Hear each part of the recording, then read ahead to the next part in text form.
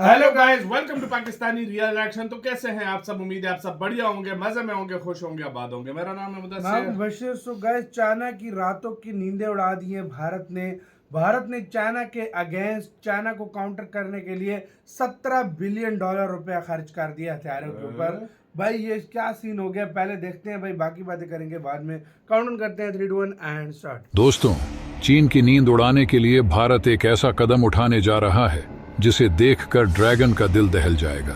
भारत ने हाल ही में $17 अरब का एक बड़ा रक्षा बजट तैयार किया है और इसमें वो आधुनिकतम हथियार खरीदने वाला है जो चीन के खिलाफ किसी भी चुनौती का करारा जवाब देने के लिए काफी है। अब भारत केवल बातों तक सीमित नहीं रहेगा, बल्कि सटीक रणनीति और घातक हथियारों के साथ अपना दमखम दिखाने को तैयार है।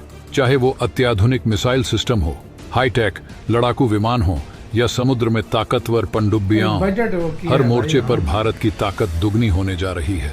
चीन ये सब देखकर दंग रह जाएगा और अपने अगले कदम के बारे में सोचने पर मजबूर हो जाएगा।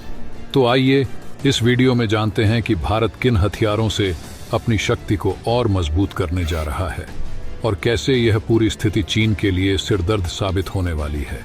लेकिन दोस्तों, वीडियो में आगे जाने से पहले अगर आप चाहते हैं कि भारत ऐसे ही अपनी डिफेंस पावर को मजबूत करता रहे तो वीडियो को लाइक करके कमेंट बॉक्स में जय हिंद जरूर लिखें। याद रहे, जय हिंद कहना हम सबके लिए गर्व की बात है। दोस्तों, मैंने आप सबको पहले ही जानकारी दी थी कि प्रधानमंत्री मोदी जी सितंबर के अंत में अमेरिका का दौरा करने वाले हैं, लेकिन वे वहां क्यों जा रहे हैं, इसका जवाब आपको धीरे धीरे मिलता जाएगा। अभी तो यह समझिए कि कल भारत ने एक बहुत बड़ी डिफेंस डील की घोषणा की है। जी हाँ, भारत सरकार ने 1,40,000 करोड़ रुपए की डिफेंस एक्विजिशन को मंजूरी दी है और खास बात यह है कि इस डील का 99% हिस्सा मेक इन इंडिया के तहत होगा। अब आप सोच रहे होंगे कि 1,44,000 करोड़ रुपए कितने होते हैं। यह करीब 175 अरब अमेरिकी डॉलर के बराबर है। इतना छोटा मोटा अमाउंट नहीं है दोस्तों।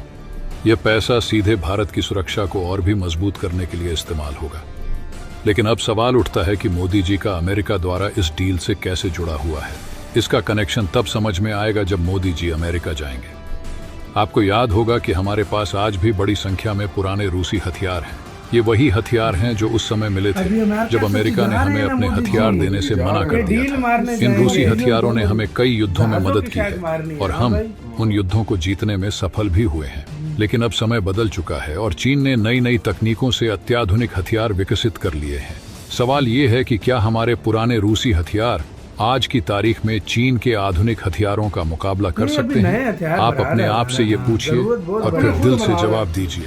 क्या हमारे पुराने रूसी हथियार आज की तारीख में चीन के आधुनिक हथियारों का मुकाबला कर सकते हैं? एक छोटा सा उदाहरण देता हूँ। भारत के पास आज 5th जनरेशन फाइटर जेट्स नहीं है। इस 1,44,000 करोड़ रुपए की डील में भी फाइटर एयरक्राफ्ट शामिल नहीं है। लेकिन क्या आप जानते हैं कि चीन के पास आज की तारीख में तिब्बत में कई स्क्वाड्रन J-20 फाइटर्स के मौजूद हैं? ये J-20 fighters 5th generation fighters हैं और इनकी लोकेशन सिर्फ 150 किलोमीटर पीछे लाइन ऑफ एक्चुअल कंट्रोल के। जी हाँ, 150 किलोमीटर। और दूसरी तरफ भारत का पहला 5th जनरेशन फाइटर स्क्वाड्रन कब तक तैयार होगा? लोगों का कहना है कि 2038 से 2040 तक, और वो भी बेस्ट केस में, यानी कि आज से लगभग 15 से 20 साल दूर। क्या यह भारत के लिए एक गंभीर खतरा नहीं है? अब बात करते हैं टैंक्स की। भारत के पास T-72 टैंक हैं जिन्हें अजय नाम से जाना जाता है। ये रूसी टैंक हैं जो 1971 में प्रोडक्शन में आए और 1992 में भारतीय सेना में शामिल हुए। आज भारतीय सेना के पास 2000 से ज्यादा T-72 टैंक हैं। लेकिन हालिया युद्धों जैसे यूक्रेन और रूस या अजरबैजान और आर्मेनिया के बीच की लड़ाई में हमने देखा कि कैसे रूसी टैंकों को सुसाइड ड्रोन ने टॉप अटैक से नष्ट कर दिया। इसी तरह इजराइल और गाजा के बीच की लड़ाई में भी यही रणनीति अपनाई गई थी। क्या यह हमें सोचने पर मजबूर नहीं करता कि T-72 टैंक, जो दुनिया में सबसे ज्यादा इस्तेमाल किए गए हैं, क्या आज की तारीख में पर्याप्त है? अब एक राज की बात बताऊं दोस्तों, गौर से सुनिएगा। अब जो मैं आपको बताने वाला हूं, इंडियन आर्मी इस सब पर नजर रख रही है।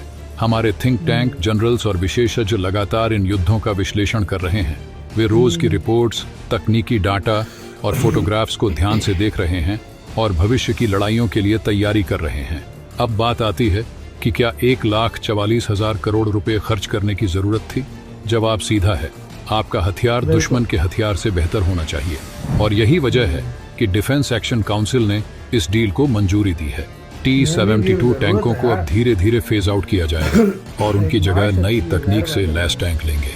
यह जो बात है यह साफ तौर पर दिखाती है कि भारत अपनी रक्षा क्षमताओं में तेजी से सुधार कर रहा है। आर्मी और एयरफोर्स दोनों ही पुराने सिस्टम्स को फेस आउट कर रही हैं और नए आधुनिक हथियार और वाहनों को शामिल करने पर ध्यान केंद्रित कर रही हैं। उदाहरण के लिए भारतीय सेना के T-70 टैंक्स को नए फ्यूचर रेडी कॉम्बैट व्हीकल्स से रिप्लेस किया जाएगा। इस फैसले से भारतीय सेना की ताकत बढ़ेगी और आधुनिक युद्ध में देश को एक महत्वपूर्ण बढ़त मिलेगी। अब सवाल यह है कि ये नए सिस्टम कहां से आएंगे? अमेरिका, रूस या फिर भारत खुद इन्हें बनाएगा?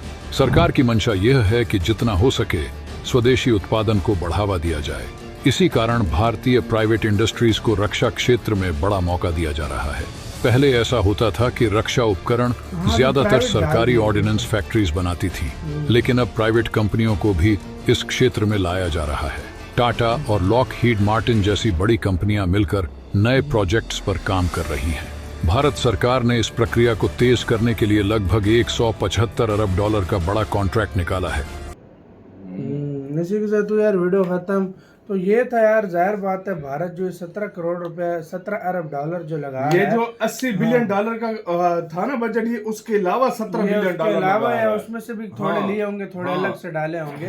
तो मतलब ये एक अलग बजट तैयार किया वेपन्स के लिए। एक तो वेपन्स अपने रिन्यू भी भारत करेगा, और दूसरी बात वेपन जो कम है, जो बहुत पुराने हो गए उनको जदीद दौर के मतलब मॉडर्न जो मॉडर्न हथियार है वो भारत अपनी आर्मी में बहुत तेजी से कर रहा है। जाहिर बात है यार, चीन के खिलाफ तो भारत को मॉडर्न वेपन्स की बहुत जरूरत है, ये किसी से भी चीज नहीं छुपी हुई, और भारत उसी की तरफ भाई बहुत तेजी से कदम डाल रहा है। इंडिया की पहली कोशिश यही है कि मैं जो है ना वो अपने स्वदेशी चीज बनाऊं।